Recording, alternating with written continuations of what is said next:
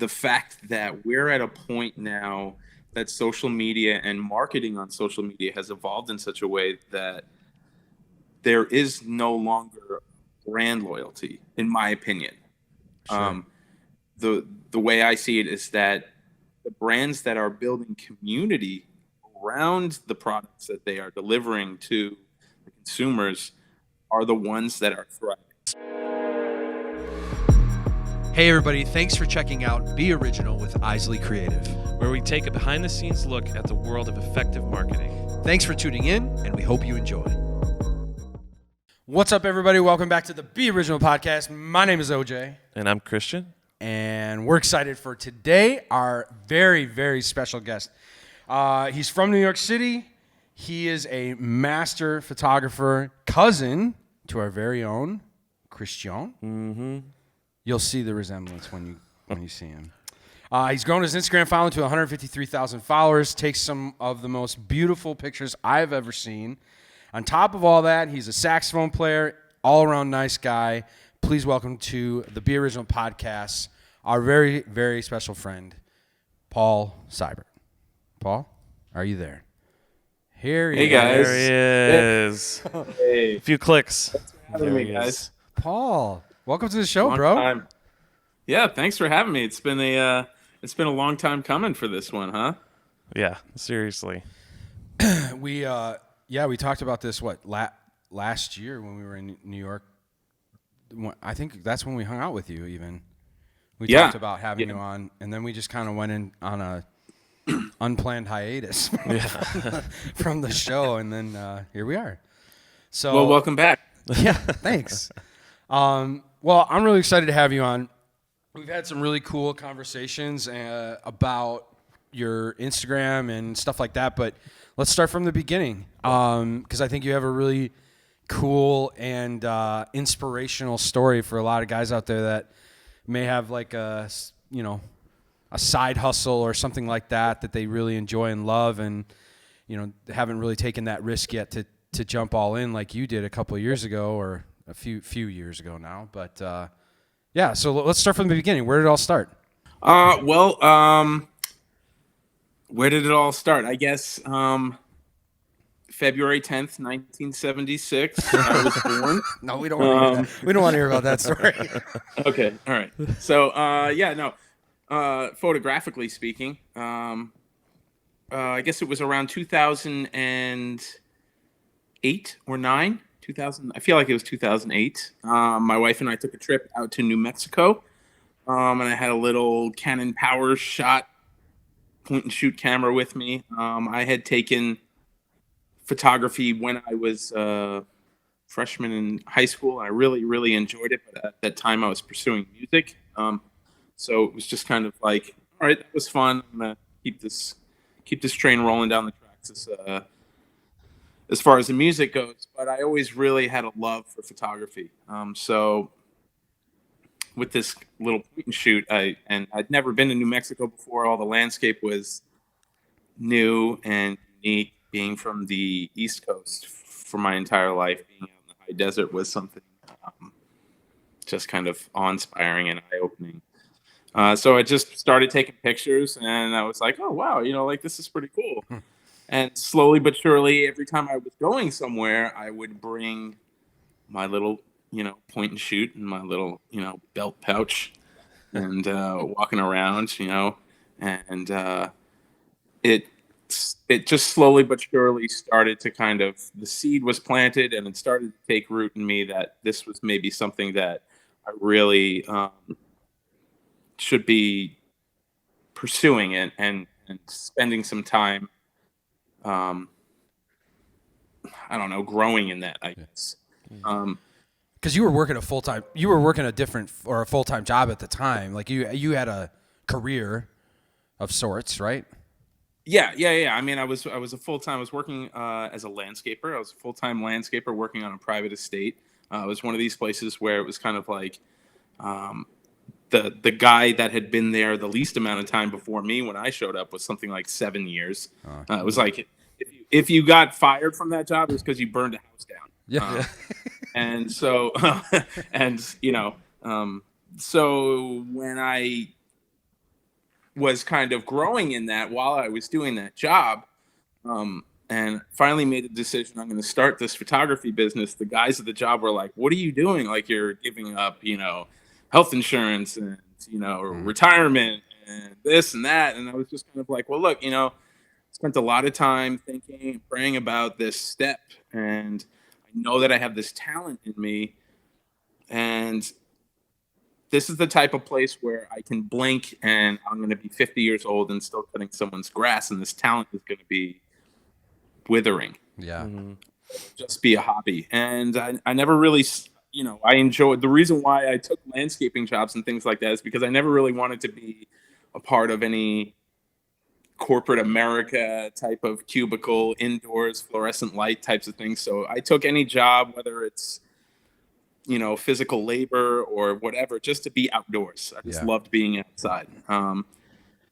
So yeah, I took the step, and that was 2012 when I started. I still started the business.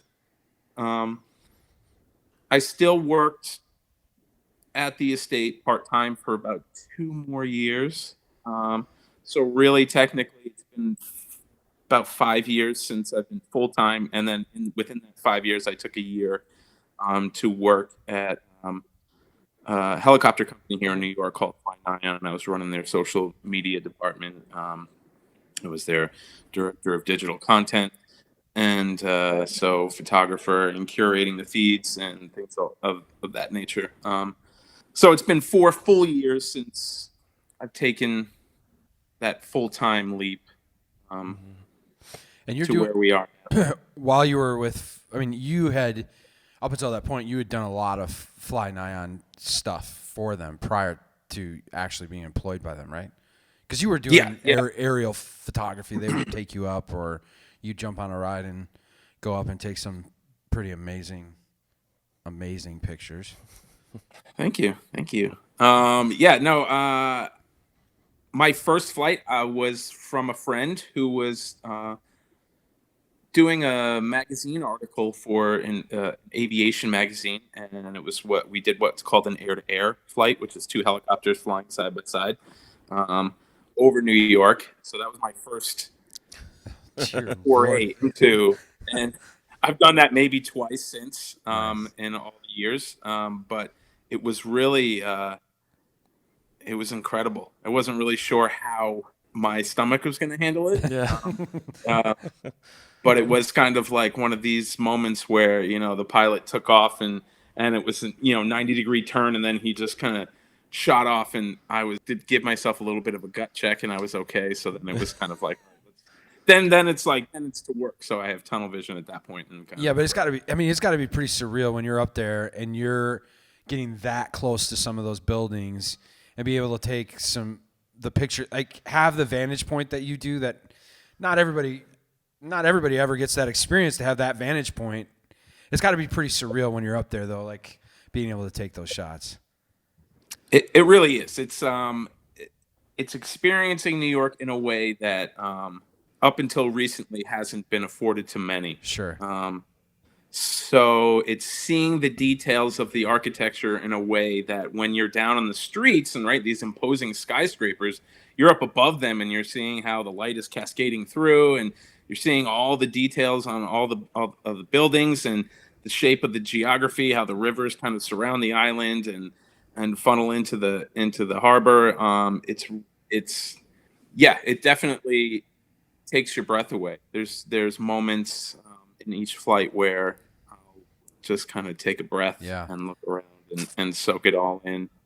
I had a chance to see that, but yeah. Last year for my birthday, Stevie booked a trip to New York and surprised me with connecting with Paul about getting me on a flight.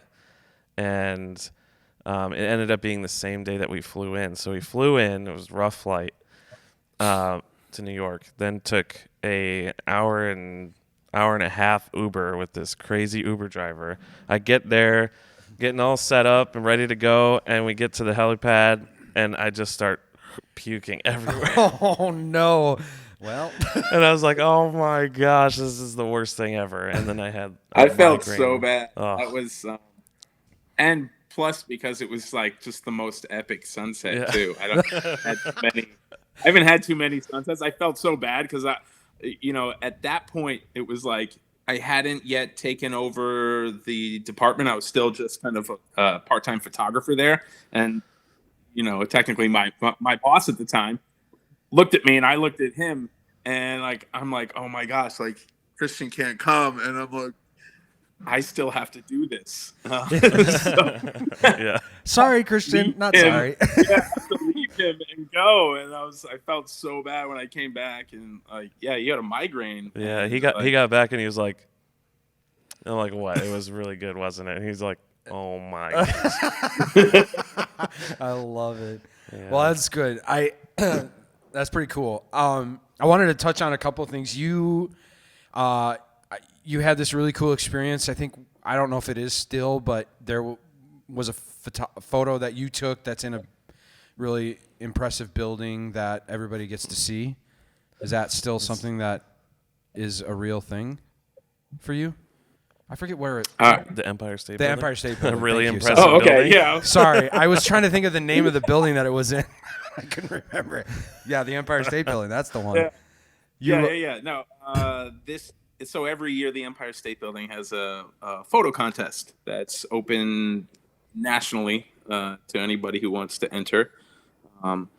This year I took the winning shot. I was awarded, the 2019 Empire State Building photo contest. So, it's up. They have it on this giant screen when you walk by, and That's awesome. yeah, it's pretty cool. That's awesome. It's the Empire State Building, so it doesn't get much more New York than that. For sure. Well, I want Our uncle, just to interject, our uncle used to have ceiling tiles from the Empire State Building in the basement of our grandfather's house. Really? Back in the day. Really? Yeah, you never, Uncle Brian?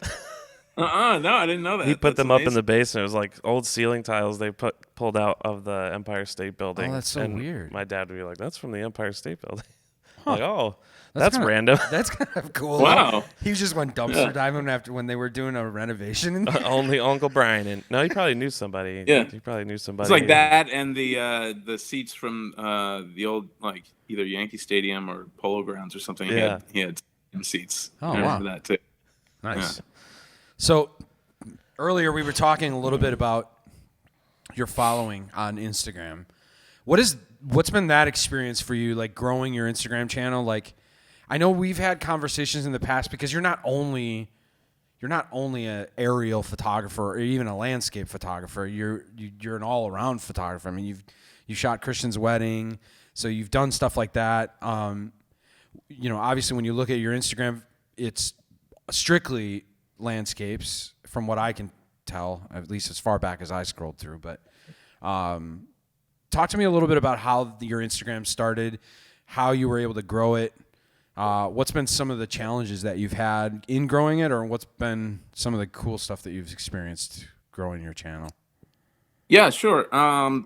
So I really first started, Instagram, maybe like 8 years ago now I started, and it was just kind of how everybody else starts, right? It's like, your cell phone shots, and you're trying to be artistic. It's like, you're posting a picture of like sunlight coming through a round hole in a brick wall, and, ivy crawling against something. You're like, I'm so artistic, right? Look at this. And then I alley. started, yeah, hashtag art. Then I started to notice that people somehow were getting like actual pictures they were taking up on Instagram, and so then I was kind of like, well, shoot, like at that point I had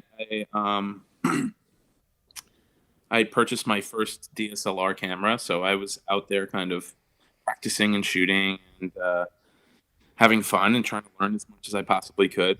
So, this all happens. I figure out how to get pictures up, and I'm a little bit older than most of the people that are on Instagram, so being social on Instagram was alien for me. It was weird, talking to strangers. Yeah.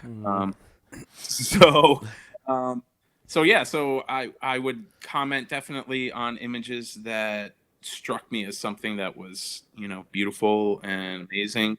That was kind of like the big first step, and then like the second step was like, you know, linking up with somebody. Hey, we should go and shoot sometime. Yeah, sure. Even my wife was kind of like, you're going to New York City, like meeting a stranger that you ever met with and taking pictures. And what are you doing? And I'm just kind of like, I don't know. This is what we're doing here. So just, strap on because we're going for a ride here. And so that was, back in the day when, Instagram was chronological. And especially in New York, there was a lot more community based activities happening. So it was an incredible learning curve for me because I'm a straight ahead type of person. Like, this is the shot. I'm going there for this shot, and I would stand there and take the picture over and over again. And then I would come away, and then I would see other people's shots of the same time, and there was all these different angles. So then I said to myself, "Well, what the heck? Like, what am I doing here? Like, let me start to see what is he doing? Why is he down low like that? What is this? What is that?" And so, being around other creatives expanded my field of vision on what could be compelling, right? And then realizing also that at the same time I had my own vision that I should be growing and exploiting. So often now you see someone goes and takes a unique shot, and then there's 30 or 40 other shots of that within the next 2-3 weeks from the same spot, same lineup, same time of day. Yeah. Whether the weather is a little bit different or whatever, you realize, okay, so this is the shot that everybody's going for. Because it is different and it's unique. I would maybe go to those places for those shots, but at the same time, okay, I got the shot now. Let me see how I can make this place, my own. Uh, so that's always extremely important. If I'm going somewhere, even if it's somewhere like a national park or somewhere, in New York, where everybody goes to, I want to have a different take on it. When you first started taking pictures, like how many pictures do you think you had to take to find the picture that you were going to post on a normal basis? I was doing a lot of tripod work back then. Yeah. So just going up and plunking down the tripod um, and just standing there, and even then it was kind of like I'm shooting in autofocus, and then I went out with a landscape photographer to shoot waterfalls one day. He's like, A, why are you shooting in autofocus, and B, why aren't you using your live view and getting like, so there were so many little intricacies that I could learn by being with people who do things differently. Yeah. So I mean, I don't know. I mean, it could be something like, you take 30 pictures or something like that, maybe you get one. Sure. But then you start to understand and start to see, well, this is blown out, and now I understand that I have to expose for highlights instead of exposing for shadows. And as technology has gotten better through the years, now we're seeing the ability to really underexpose an image and still get quality, images with somewhat of a high dynamic range. Yeah. At what point when you were getting into the Instagram game did you feel like I'm going to try to grow this more? Like, did you see it did it just happen gradually for you, or do you feel like there was a point where you're like, you know what, this could work? Like, I could build something here? Yeah, you know what? To be honest with you, this is a question that I get a lot. And honestly, my goal was never to grow the Instagram. My goal was to become a good photographer. Yeah. I was there to be a good photographer. And so for me, whether it was the music and producing music or this photography thing, my line has always been, like, you can keep the accolades and whatever comes with having a large audience. Like, I just want to be able to support my family. Yeah. So what I did was every time I went out, I wanted to be better than the last time I went out. So I wanted to produce quality on a regular basis. And now, given the fact that we have an algorithm that's running things as far as how much exposure you're getting, you have to post on a daily basis. So I have to produce quality images on a daily basis. Yeah. So and it's not that easy. It's not just No. kind of like, oh well, like I'll just this looks pretty good and I'll throw it up there, because I want to be different. Yeah. Yeah. It's kind of how I talk about. I was just at a community event this past week, and I talked to a number of people where it was kind of we were talking about just the aerial photography and how I had these. I'm somewhat easygoing guy, but I'm very competitive with myself, basically with myself. Um, so given the fact that I had been given an opportunity to work with Fly Nine for so many years before I went and worked with them, I felt if I was one step ahead of other people who were flying on a regular basis, by the time I left the job, however long I was going to be there, working part-time, full-time as their in-house photographer, I wanted to be 10 steps ahead. I mean, with that in mind, that being ahead of the curve, that was something that I wanted to have in my own mind. Sure. Okay, I'm taking pictures that not a lot of people are seeing because they don't have the opportunity to skip the like I got to get the shot right.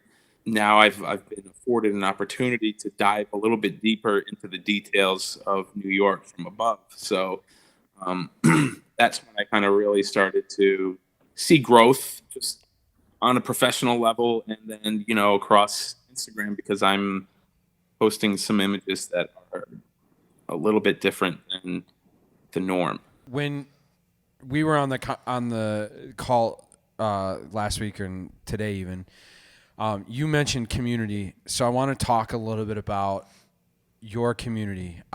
We talked about brands, building community, being loyal to that community, and things like that. We hear a lot, and I'm sure you do too, that the kind of the atmosphere of where Instagram and social media is right now, like the value is really in how much you're engaging with your audience and continuing to engage with them, because that's really ultimately going to be where you're going to find the most loyalty, right? As you're interacting with them, as you're commenting on their posts and things like that, like that's how you build a strong following. That's how you build people that are going to really stick with you and help you grow too, in sharing it with their own circles of friends, right? What has been your experience in that community loyalty thing, and how has that affected your growth on Instagram? Well, I think first of all, community is so important. Like I said, just because especially in the early days for me, community was huge in my own development, right? So now I'm at a point where I'm a full-time photographer. I've learned most of my leaps forward were learned by doing things incorrectly. Sure. Because I'm not founded in business. I'm strictly a creator that has had to learn the business side of things. So if I can encourage through the hard life lessons that I've had to live through, the mistakes that I've had to live through, get back into the community that way, I'm happy to. Now, regarding brands, I think what we were talking about was the fact that we're at a point now that social media and marketing on social media has evolved in such a way that there is no longer brand loyalty, in my opinion. Sure. The way I see it is that the brands that are building community around the products that they are delivering to the consumers are the ones that are thriving.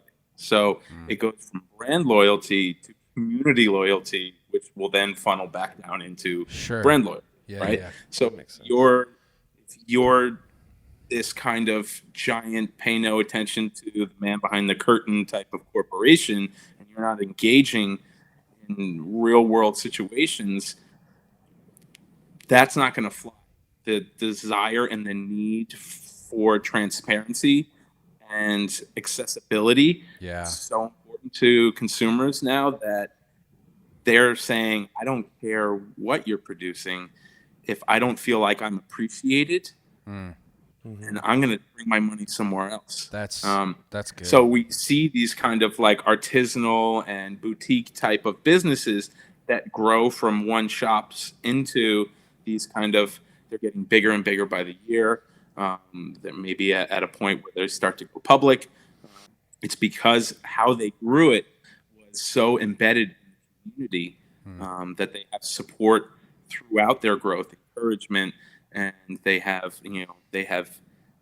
evidence that they have this amount of engagement and connection to the people that they are attempting to sell their good. What I'm going to put you on the spot, but what's a brand in your opinion that's done a really good job of that? I mean, as a photographer, you can't really beat what Sony has done in the last 4 or 5 years. Their growth and the way that they encourage and push creatives to and offer creatives opportunities it's never really happened before that I'm aware of. Yeah. And it's something as I'm a Canon shooter, so it's something as a Canon shooter is frustrating to see this kind of still kind of old school vibe of like, here's a new camera, you're welcome. Sure.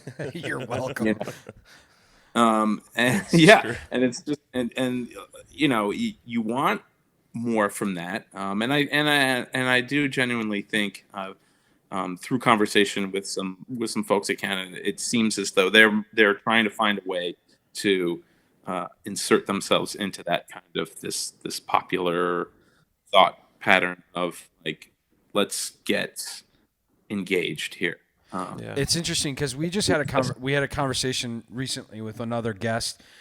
He was a headhunter, and he brought up an interesting thing, and I wonder if it's a similar concept where, his philosophy was if you're going to be if you're a big brand and you have headhunters in house, you need to equip a couple of those people to be your brand ambassadors on a personal level. So they're going out there, they're building their social channels, they're building their LinkedIn to go out and find top talent. But it's the idea of being able to, like you said, accessibility to the human behind it. Mm-hmm. And I think that's something that we've talked yesterday when we were recording this podcast. We talked about that on all of our interviews. It's the human connection. And I'm wondering if, from a brand perspective, if I was Canon, I feel like one of the cool things that we could do is we could enlist a guy like Paul to be our ambassador, to be that brand ambassador, to go out there and curate content specifically for himself, but it's also a bigger part of the Canon overall delivery of product or whatever it is. Yeah. Yeah, I think we're like in a weird time where a lot of the uppity ups, the high up guys in some of these older brands are still there and they don't get it. It's like it's a dollar amount all the time. Like, well, we don't need it. Well, you might not need it now, but you're gonna need it. Yeah. Like you need to start it before you lose all your customer base. And well, that's been the evolution. We talked about this yesterday too. It's the evolution of the influencer like the influencer style of advertising, where brands are paying people to be their ambassadors, and they're seeing great results with it. I mean, that's evident. Brand ambassadors, influencer marketing is a huge thing. I think it's because they are the people. The influencers are the people they're selling to, right? Sure. There's no better advertising than someone who actually is a professional at what they do, saying, I've used this, I like it, here's why I like it. And, I think the last few years we've really seen brands kind of hone in on the fact that like, okay, you have a lot of followers, but what's your engagement like? What's this, Yeah. like certain levels of, it's not just the size of your following. It helps get you in the door. Sure. But to see how many the percentage of your following, how many are actual real people? Sure. Have you grown organically? Have you supplemented your growth? And if so, like that takes away from the effectiveness. So there's a level of concern before where it was like, oh, they have 400,000 followers, and yeah, we're just going to throw a couple $1,000s at them, and blah blah blah. Now it's like people are really going into, yes, he's got this many followers, and 65 to 70% of those followers are actually real, and it looks like he's grown everything organically. There hasn't ever been any supplementation, so that's a good investment for us, right? I was going to say, I think from a business perspective, I can totally see the hesitation because I mean, you are like, that's the big thing. Like for me to entrust someone that's not attached to my brand to be out my brand ambassador, I can totally see where the hesitation comes from. Yeah. But I think the reality is, you know what? And let's just be honest, that the temperament of our country at this point, when it comes to anything, like it's very easy. People are, I don't know. People are really easily influenced and switching sides and having their own views and their own opinions about things. And all of a sudden, now half of their audience is gone because they've alienated, a half of them just by one comment that they made. Influencer or Yeah, something. like that's the hard part.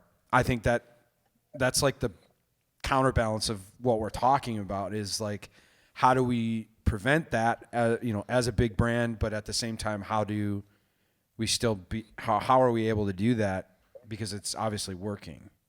Yeah. I mean, I think that's always been the case. When you have somebody represent a brand, it's always one side or another, or there's always people that won't like them or your company.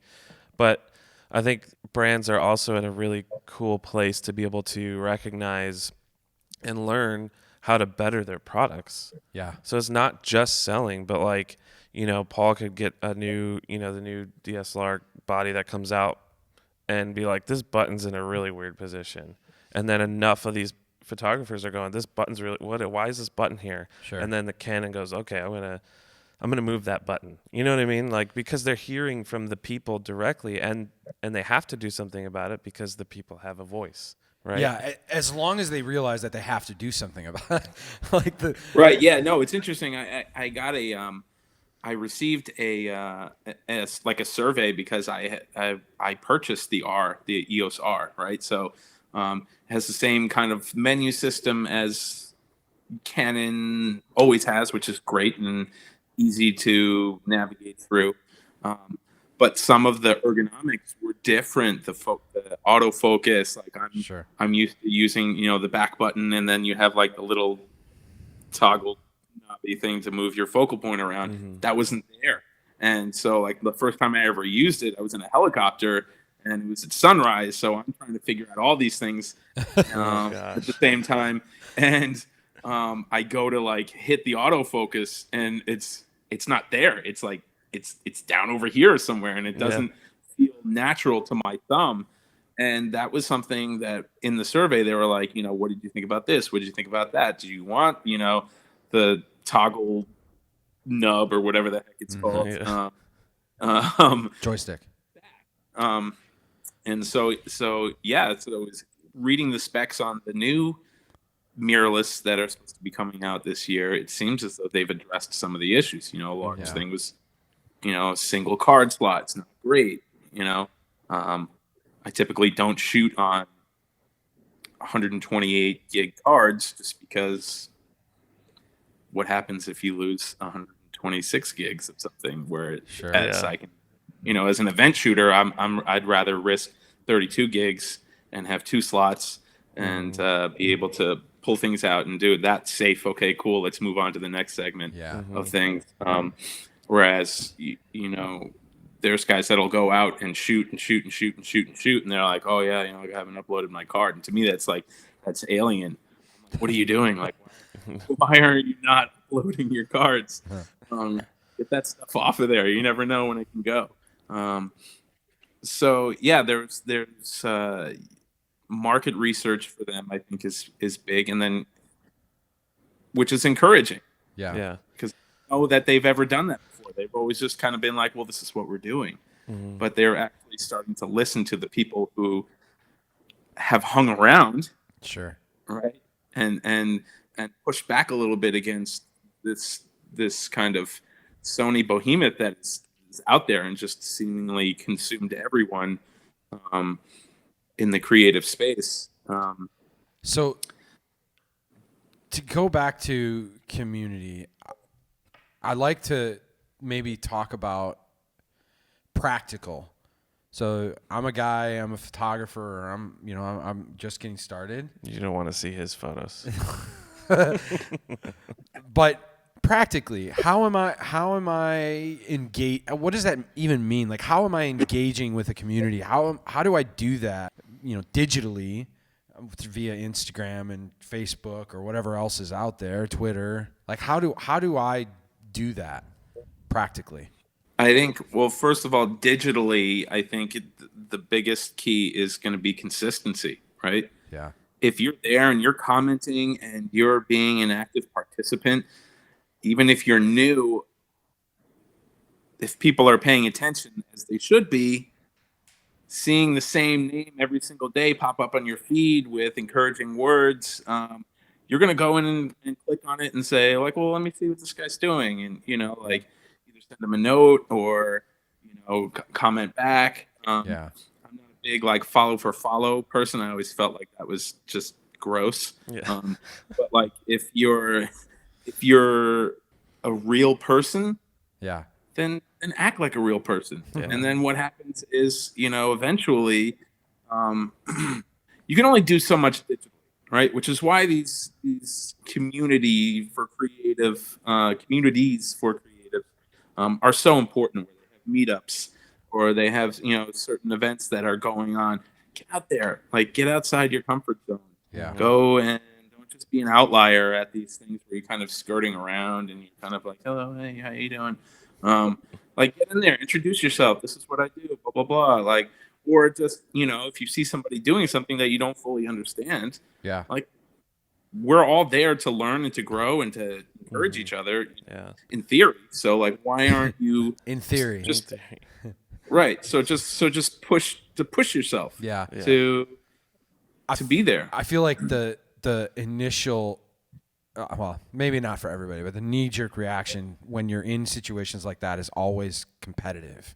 At least it is for me, because I have to catch myself because I'm a sales guy. Like I'm a business guy. Like I want to know what the next step is, how we can grow, how we can build, how we can do all of these things. And for me, it's like I want to be competitive. Like I want to put all of you people out of business. Like that's my initial response, because it's like, but I have to remember, like I have to take a step back and say, it's not about that. Like we need, like there's enough work for everybody to be able to do what they love to do and do it well, and everybody get paid and everybody provide for their family. Like there's enough of that out there. So let's have a common goal or a common thing that we can all push towards, Yeah, I think the competitiveness, like what I was talking about before, like I'm competitive enough with myself that I don't really necessarily feel like I want to bring that into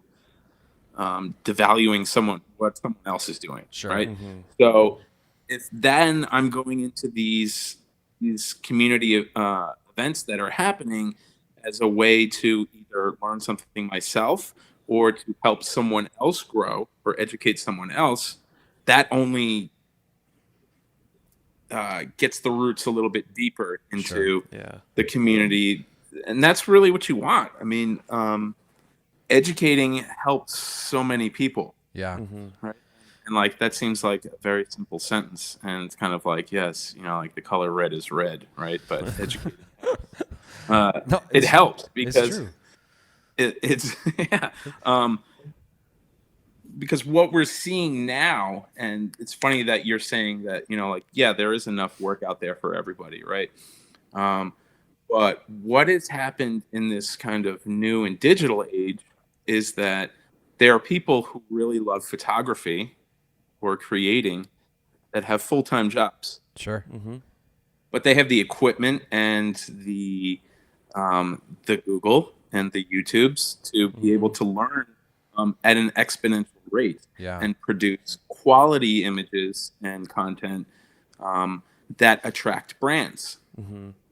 Brands have done smartened up for is saying, we're going to reach out to this guy and ask him, hey, would you be willing to produce this type of content for us in exchange for Yeah. a watch, a tripod, 6 sneakers, whatever it is, right? Yeah.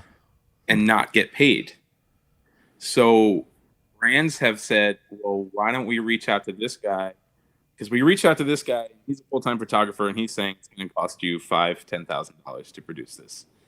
Where this guy will do it for no output, and we can just exchange a tripod for, that costs us $30 to produce. We're charging, $400 online for, right? Sure. If we're not educating hobbyists and the enthusiasts that those actions are actually detrimental and tearing down the value of what it is people who are trying to do this For a living. profession for a living, Yeah. people that really love photography that are destroying the industry. Yeah, Interesting. that's true. I never really thought about it from that perspective. Yeah, I mean that's always been the case across industries too. Even like with music, I mean, look what's happened to the recording studio Sure. world. We started as a recording studio and had to close it because people are doing it in their bedrooms for nothing. I think also with that being said, though, that's now our responsibility, right? Here's where the competitiveness comes into with what the self-competitiveness, right? It's my responsibility, right? So, you get comments all the time, oh, you're always in the right place at the right time. You're always out doing this. Well, yeah, I mean, like, I've had to learn, whether I've had to learn how to read it. But also at the same time, like, if I'm not out at 5 o'clock in the morning when everybody else is either asleep or getting ready to go to their day job, then why am I a photographer, right? So Yeah. this may be this new reality of kind of brands where they're not willing to spend as much and save some of their ad budgets for really large scale projects. It's my job as a professional to approach brands by doing something that no one else is doing, or not as, or doing it better than someone else. So yes, this is the reality that we're living in, but if we're going to be in this, then we have to adapt and we have to be prepared to produce. It's interesting because I think that's a really good segue, and we talked about this before we started recording this. But I was telling you, and it's an interesting from an outsider's perspective when you look at Paul's Instagram and you see that he has 153,000 followers, and it's not a curated page. Like, there's a lot of curated pages out there that are community based. Everybody's doing and creating their own content, and it's going up on this page. There's actually one single person behind, his page, and the normalcy is you would see guys like him promoting products and doing a lot of, different things and trying to get paid for that following, essentially, like making money off of that. And you're one of the very few guys, and I said this to you earlier. It's one of those things where I feel like it's really cool that you are doing it that way because it's kind of refreshing because not everybody, I don't think there's anybody else out there that does 153,000 followers that doesn't try to get paid on it. But at the same time, we talked about kind of your goals for this year and trying to grow that side of your business. How has that progressed for you over the last 7 years, 8 years, now finally getting to the point where like I don't want to put words in your mouth, but is it a confidence thing? Like now you're confident in your craft enough to be able to go out there and do it? Or is it what you said earlier? I mean, you're not a business guy. Is it just having that learning curve and really just putting yourself in the situation and learning as you go and learning how to maximize that following in financial sense. Does that make sense? Yeah, no, absolutely. Okay, so this year was one of those is that kind of year where I've decided like, all right, let's see how we can monetize Yeah. the engagement and the exposure through the community that I've built just around my images. I've been afforded certain opportunities where it was kind of when I was up and coming and didn't have the funds maybe to spend $1,000 on a tripod and a ball head and a bag, Yeah. because I want something that's going to be good. So I accepted certain things, exchange for mentions in exchange for goods, right? That sort of thing. Sure. Which is common, right? Yeah. So yeah, as time went on, I started to kind of realize, all right, well, this is actually like I have better engagement than a lot of people. I have a network of people that I speak to on a daily basis, basically, right? Yeah. And not being a business oriented person, yeah, maybe I should have been doing this 3 or 4 years ago. Well, yeah, I don't think it's that. I think honestly I think it's just interesting. Like, I don't think that you should have been doing it or not been doing it. I just think it's interesting because you just don't see that very often out there.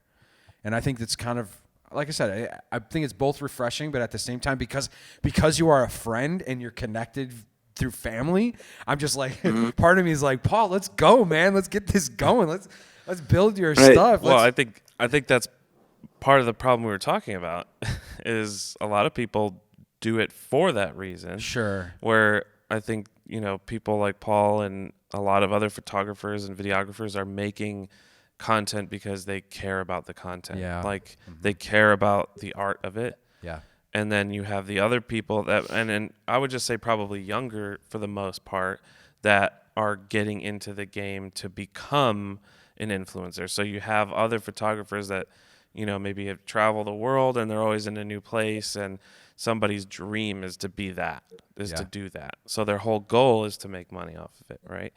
So I think there's a difference, not that Paul doesn't want to make money, but there's a difference between like the motivation behind it, I guess. It's Paul's lookbook.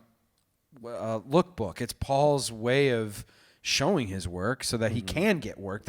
You've obviously used it in that sense. Like, it's obviously afforded you the opportunity to get work. So it's not like you're not making any money as a photographer. It's from an influencer's perspective, like, and how big a following you have. That's where it gets. Yeah.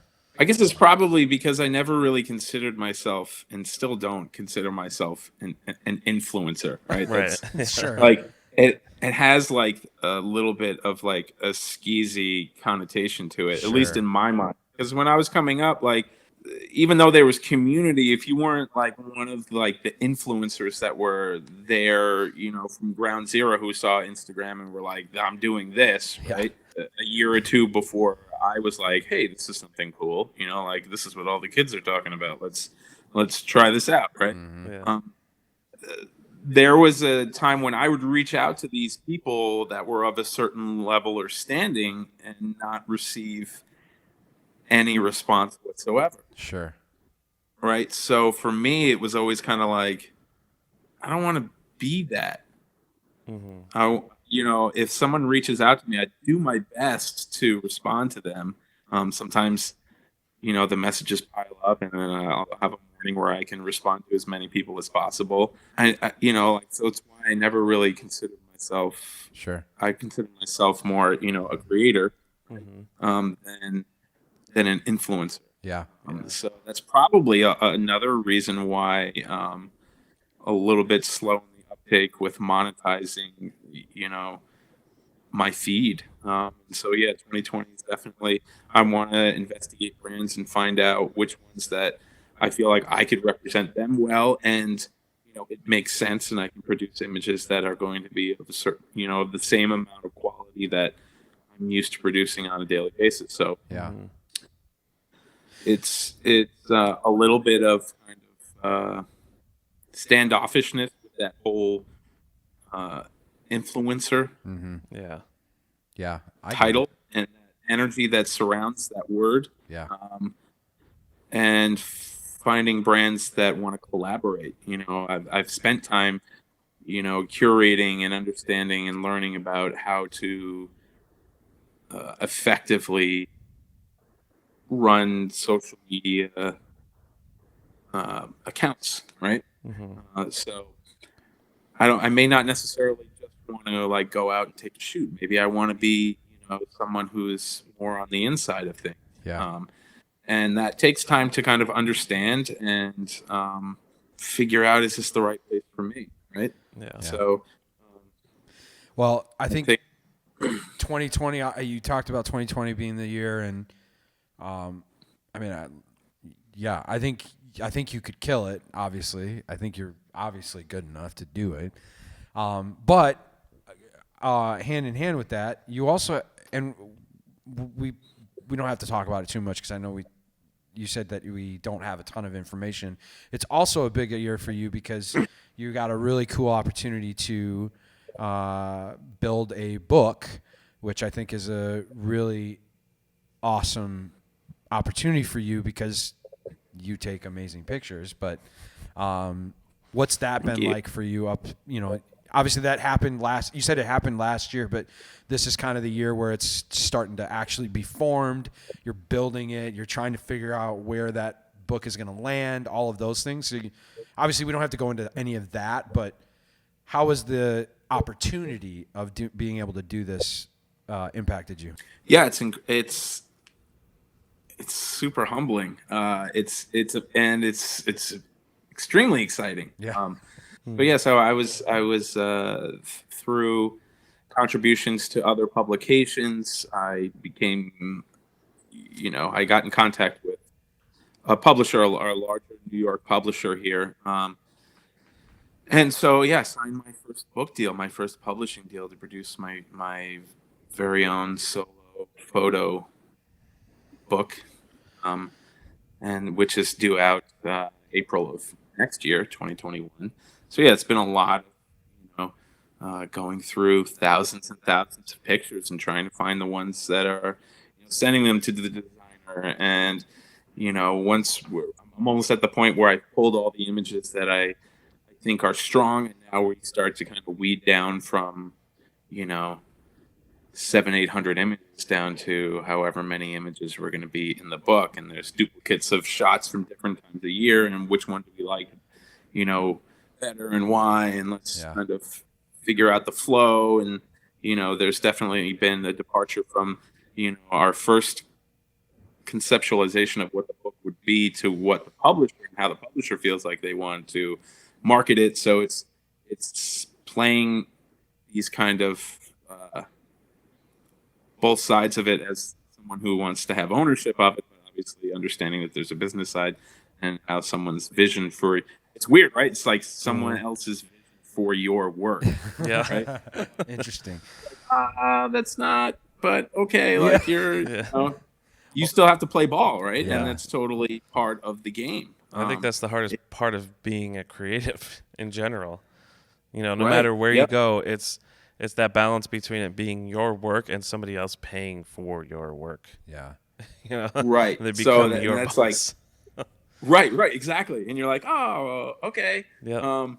But it's definitely something that I've been talking about, and I think that is a kind of a lost element of when you become a full-time photographer or a creative, however we want to coin the phrase here. That's includes the most amount of people possible. When you start to accept money for producing content, there is a level of service. Yeah. You become a service, right? You're not just an artist anymore. That's like, well, if you don't understand it, it's not my problem. I'm an artist. It's you're now providing a service for somebody, and that's a completely different skill set, and that's something that I feel like I understand. Yeah. Yeah. I'm comfortable with speaking with people. I'm comfortable with explaining this is why I'm doing this and this is why we're doing that. Having conversations with people. Well, I'm shooting it like this. And you want it like this, but just so you know, like you can't do this shot when you're standing this close to me and expect something else to be, dominant in the frame. And so it's being able to stand your ground in those moments where, like, well, no, you hired me because I'm a professional, and I'm going to explain to you why what you want is maybe a little bit unrealistic, and let me show you where we can have these kind of moments where we're compromising on both sides of the fence here to this kind of common goal. Nice. Well, That's like our life in a nutshell. yeah, exactly. I was gonna say, If you want to make money. Yeah. well, that's cool. Paul, I'm really excited for you this year for you and going into next year. I think it's gonna be really awesome. And thanks so much for taking the time to hang out with us. We really appreciate you doing that. This is It's my pleasure. It's good to see your faces. yeah, we don't get to see you very often, unfortunately. Right, I know. We got to change that. We do have to change that. New York is like the Yeah. greatest place in the world, and they have the most amazing pizza. And bagels. This is true. Yeah. Yeah, all gluten products. All are the really great. all the gluten you can have. Awesome. Well, thanks so much, Paul, for joining us. Everybody else, thanks so much for hanging out with the Be Original podcast. Be sure to like, share, comment, ring that bell, do all that cool stuff. Follow us. We will look forward to seeing you the next episode of Be Original. Talk to you guys later. Paul, thanks so much. Bye, guys. Thanks. Thanks again for checking out Be Original with Isley Creative. We hope that this helps you put a little more you in your marketing. Catch a new episode every week right here on the Be Original podcast.